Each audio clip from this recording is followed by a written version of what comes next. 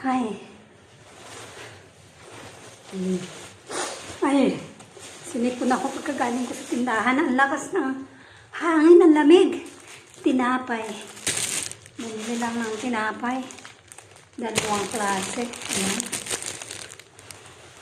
Siyempre, gatas ulit. Diretso na natin sa ref. At ang pinakamahalaga sa lahat, araw-araw na ginagamit, dishwashing soap. Yan. Mura dito ang dishwashing soap. At maganda pa. Magandang mag-box padala sa Pinas. At yung kay Lola na cherry tomatoes. Yun lang. Pagdating na si Lola maya-maya. Yeah. Itong sibo, itatago. Para in case na magtalong si anak niya, meron tayong ebidensya. Dito ka, sibo.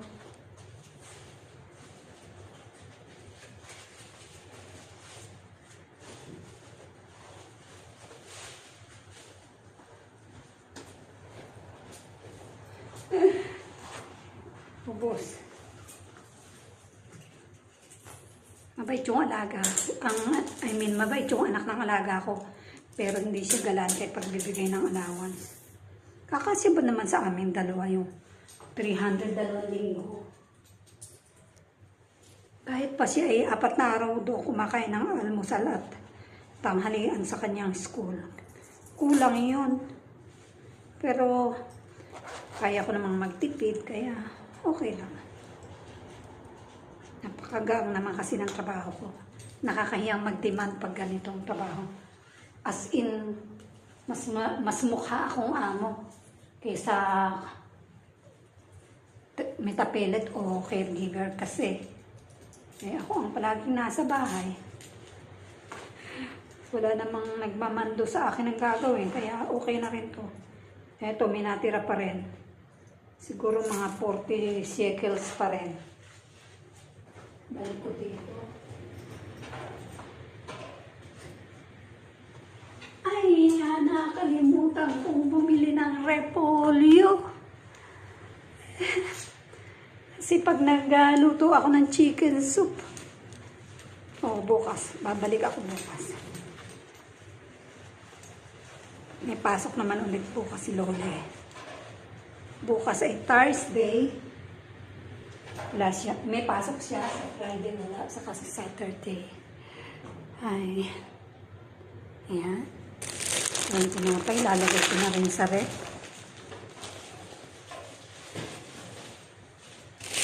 Etong tinapay na ganito. Ang tawag namin dito ay lakmay. Ayan, natawag na. Ito na yung susunduin ko. Hello, Shalom. Okay, I'm coming down. Bye-bye. 2 minutes daw at nariyan na sila. Okay.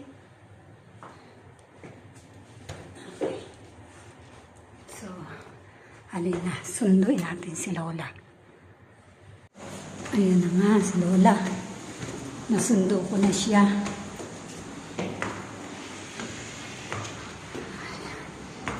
Ayan na kami.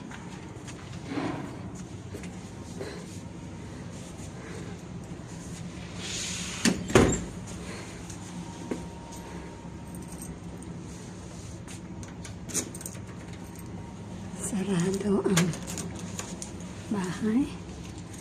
Yung kanyang bag, lalagay ko sa pwesto. Diyan ka. Pagbubukas ko siya ng TV, sinarang bintana, ginawin eh.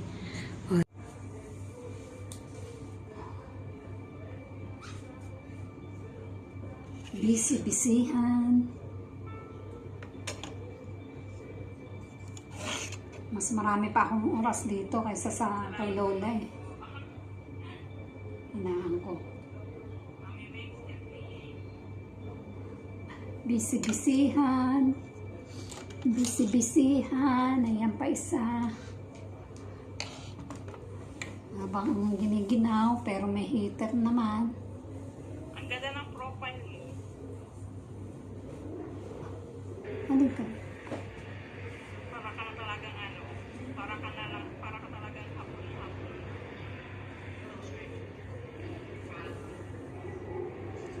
Bisi-bisihan.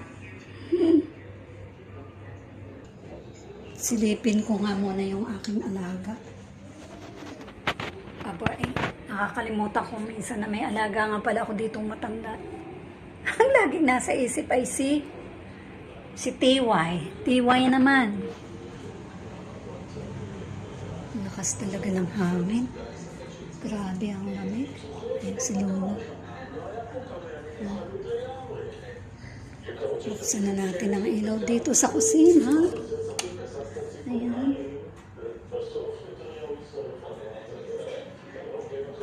Okay, 5:30. Hindi nga pa. Balik nga pala ako sa aking kwarto. Ako nga pala ay naka-live doon sa isa kong pinagkakaabalahan pa. Masususpinde.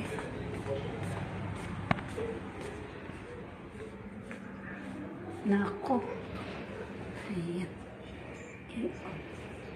Grabe. Bakit ganito kalakas ang hangin? Tingnan nyo. Hindi nyo nga pala naman makikita ang hangin. Hindi natin makikita, pero makikita nyo yung mga dahon na. Ayan o. Ay, tunay namang nakakapangatan. Sara na ulit. Magliliparan po mga. Hindi ko ito talaga isinasara. Usually, nakaawang yan ng ganyan. Pero pagka ganyan naman kang ginaw, ay nako. Sarado ko yan totally. Yan, nakita nyo ang makalat. Ang aking nakahanay na plancha. Yan. Natuto akong mamalansya dito kasi nakakahiya naman. Wala na nga ginagawa. Malimit pang wala ang alaga. Kaya, hindi ko yung kalat. Yan ay doon sa caregiver na taga rito, ha. Ginaw. Mabuti na lang at meron na yan. Diba? Kahit naka-open na ang aming centralized na aircon, kailangan may nakatutok pa rin sa aking legs. Kung hindi, angatal ako. Ayan o. Nanonood ako kay mother, tsaka kay Sheila.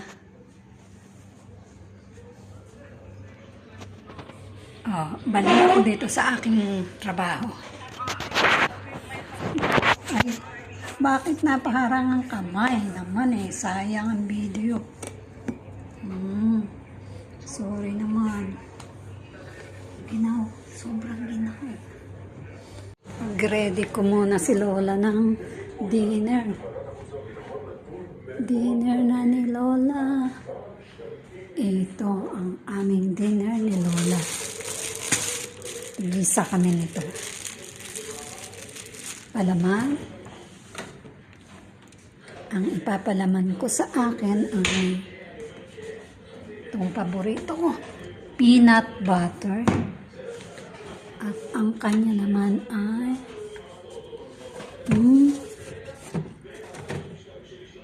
eto. Pastrama ang tawag nila dito. Ang alam ko, ham yan. Ayan.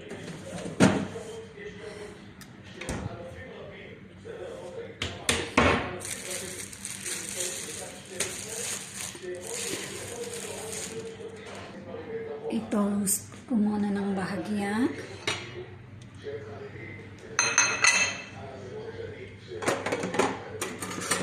Masarap kasi na medyo toasted siya. Hindi naman siya toasted na toasted. At least mawala man lang yung lamig niya. Mabuti pa ang tinapay.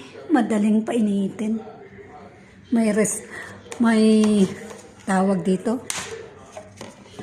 May solusyon sa lamig. Yung mga tigang, anong solusyon sa lamig? Walang human blanket. Ay, ito ang ipapalaman ko sa kanya. Papahiran ko siya ng butter. And then, ito, pastrama. Ang tawag nila. Ang tawag ko dito ay Ayan.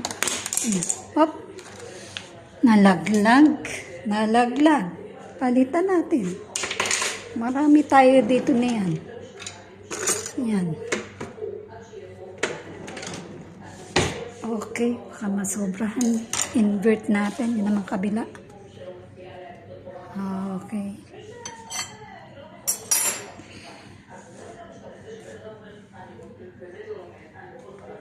Ilapit ko na nga doon. Kung pa naman niya. Sadya namang malamig.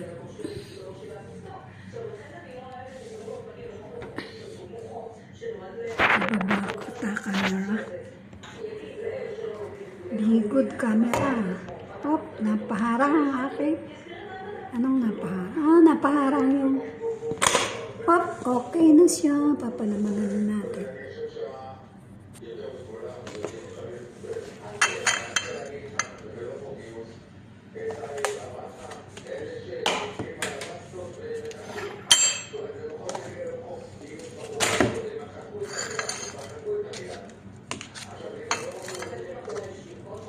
Maganda kasi na may butter ang kinakain sandwich ng mga ganitong matatanda na para nakakatulong sa digestion.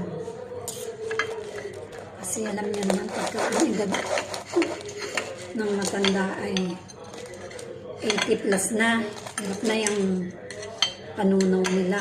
Kaya kailangan nila kumain ng mga laxatives.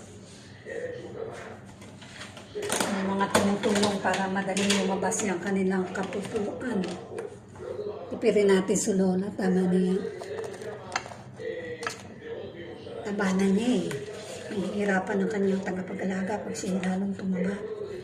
Ang mahalaga, kompleto ang sustansya. Hindi niya kailangan kumain ng sobrang dami. Ayan na. Dadaling ko na to sa kanya.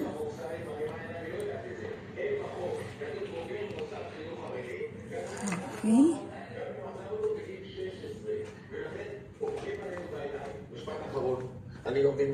Se arokat ereb detob ke se kamami. Se anilokakat arokat ereb hapunan yun. Anilokakat kukunin ko. And dyan ka muna kasi tatapusin ko yung aking trabaho. Yung aking pinapanood. O paano, bye-bye muna. At hanggang sa susunod. Love you mga langga. Ingat palagi. Bawal magkasakit.